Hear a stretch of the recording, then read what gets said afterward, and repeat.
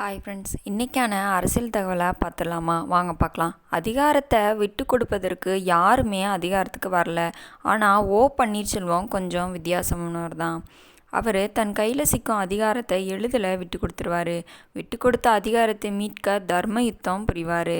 கடைசியில் கையில் இருந்ததையும் கோட்டையை விட்டுட்டு பிழைத்திருத்தலுக்கே போராடி கொண்டிருக்கிறாராம்.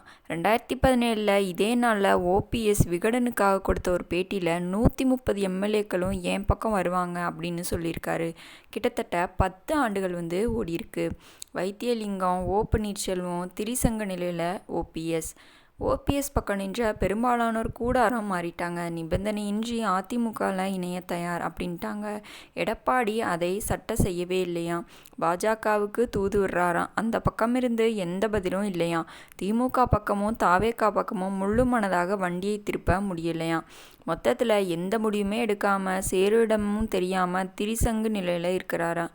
ஜெயலலிதா மறைவுக்கு பின்னர் டெல்லியில் அருள்மொத்தமும் ஓபிஎஸ்க்கும் கிடச்சிருச்சு. ஓபிஎஸும் ஜெயலலிதாவின் இறப்பில் மர்மம் இருப்பதாக அரசியல் செய்ய ஆரம்பிச்சிட்டாரு.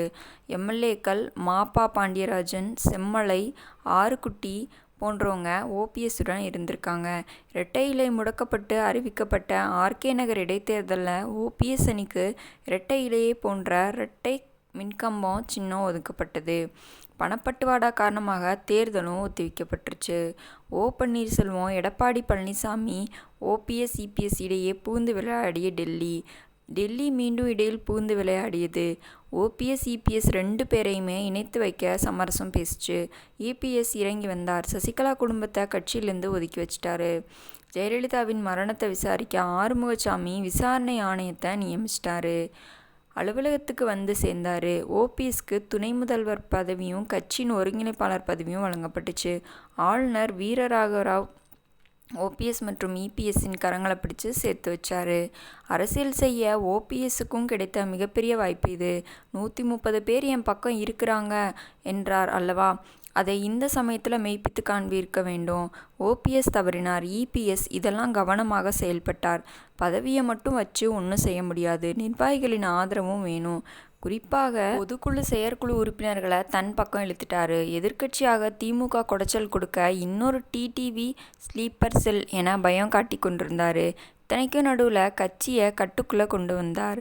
2019 நாடாளுமன்ற தேர்தலில் அதிமுகவுக்கு பலத்த அடி. ஆனால் அந்த நாடாளுமன்ற தேர்தலோடு நடந்த 19 தொகுதிகளுக்கான இடைத்தேர்தல் இபிஎஸ் சுற்றி சுழன்று பெரும்பாலான தொகுதிகளை வென்று ஆட்சியை கைப்பற்றினார்.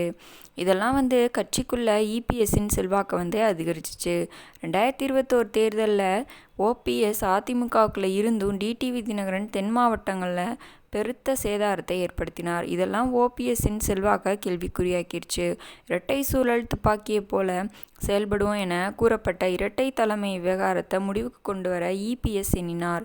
முக்கியமான முடிவுகளில் ஓபிஎஸ்ஸின் சம்மதம் இல்லாமல் எதையும் செய்ய முடியவில்லை என்பது இதற்கு காரணமாக அமைஞ்சிருச்சு. கட்சிக்கு ஒற்றை தலைமை வேணும் என போஸ்டர்கள் ஒட்டப்பட்டன. ஓபிஎஸ்ஸை வெளியேற்றணும் பொதுக்குழுவை திட்டமிட்டு ஏற்பாடு செய்தார் இபிஎஸ். வானரகரத்தில் நடந்த பொதுக்குழுவில் தண்ணீர் பாட்டில்கள் வீசப்பட்டு அவமதிக்கப்பட்டு ஓபிஎஸ் வெளியேற்றப்பட்டார். அத்தோடு அதிமுகவிலிருந்து ஒதுக்கப்பட்டார். மனோஜ் பாண்டியன், வைத்தியலிங்கம், பண்ருட்டி ராமச்சந்திரன் போன்றோர் பன்னீர்செல்வத்தோடு வந்தனர். அதிமுக தொண்டர் உரிமை மீட்பு குழு தொடங்கப்பட்டது. தனிக்கட்சி தொடங்கி அரசியல் செய்த டிடிவி இன்று அதிமுக கூட்டணியில் ஐக்கியமாகிட்டார். ஆனால் ஓபிஎஸ்ஸுக்கும் அதிமுகவில் இடமில்லை, அதிமுக கூட்டணியிலையும் இடமில்லை. காரணம் நிலையற்ற அவரின் முடிவுகள் தான். எல்லாவற்றுக்கும் டெல்லியை சார்ந்தோரே செயல்பட்டனர். டெல்லி சொல்லிதான் இபிஎஸ்ஸுடன் இணைந்தேன் என்றார். இதெல்லாம் முன்னாள் முதல்வராக இருந்த ஓபிஎஸ்ஸின் ஆளுமை மீது கேள்வியை எழுப்பிருச்சு. அதிமுகவை மீட்டே தீருவேன், எடப்பாடி ஒரு துரோகி. மதுரையில் பிரம்மாண்டமான மாநாட்டை கூட்டி எழுச்சியை காட்டப் போகிறேன் என ரீல் விட்டார். 2 நாட்களில் அதிமுகவில் இணைய எந்த நிபந்தனையும் இல்லை அப்படின்னு சொல்லிட்டாரு. இதே மாதிரியான சீரற்ற நிலைப்பாடுகளும் தெளிவற்ற முடிவுகளும் தான் ஓபிஎஸ்ஸின் ஆதரவாளர்கள் மத்தியில் இபிஎஸ்ஸிடமும் அவரிடமிருந்து பிரிச்சிருச்சு அப்படின்னு சொல்கிறாங்க. அதுக்கப்புறம் என்ன நடக்குதுன்னு சொல்லி பார்த்தீங்க அப்படின்னா, செங்கோட்டையன் தாவாக்காவில் இணைஞ்சிட்டாரு. ஓபிஎஸ் இன்னமும் மண்டபம் பிடித்து நிர்வாகிகளின் கூட்டத்தை மட்டுமே நடத்தி கொண்டிருக்கிறாரு.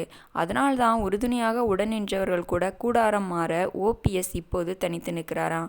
சரியான நேரத்தில் சரியான முடிவுகள் எடுப்பவர் மட்டுமே அரசியலில் நிலைத்து நிற்க முடியும்.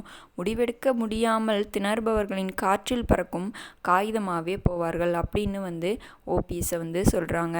இதை பற்றி நீங்கள் என்ன நினைக்கிறீங்க அப்படின்றத கமெண்ட் பாக்ஸில் மறக்காமல் கமெண்ட் பண்ணுங்கள். அதே மாதிரி ஓபிஎஸும் இபிஎஸும் 2 பேரும் ஒன்று சேர்ந்து கட்சியில் செயல்பட்டு வந்தாங்கன்னா கண்டிப்பாக வெற்றி அவங்க பக்கம் இருக்கும் அப்படின்னு நீங்கள் நினச்சிங்கன்னா கண்டிப்பாக கமெண்ட் பாக்ஸில் கமெண்ட் பண்ணுங்கள். இல்லை 2 பேரும் தனித்தனியாக இருந்து தனித்தனியாக கட்சி தொடங்கி அவங்க பார்த்துப்பாங்க அப்படின்னு நீங்கள் நினச்சிங்களா அதையும் கமெண்ட்டில் பண்ணுங்கள். 2026 தேர்தலில் எந்த கட்சி ஜெயிக்க போகுது, இனி இவங்க 2 பேரும் கூட்டணி போட்டு ஜெயிக்க போகிறாங்களா இல்லை கூட்டணி போடாமல் தனியாக நிற்க போகிறாங்களா அப்படின்றது எல்லாமே நம்ம பொறுத்திருந்து தான் பார்க்கணும்.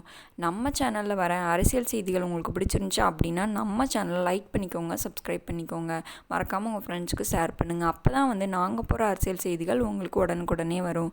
நாளைக்கு வேறு ஒரு தலைவர்களை பற்றி பார்க்கலாம். Bye friends.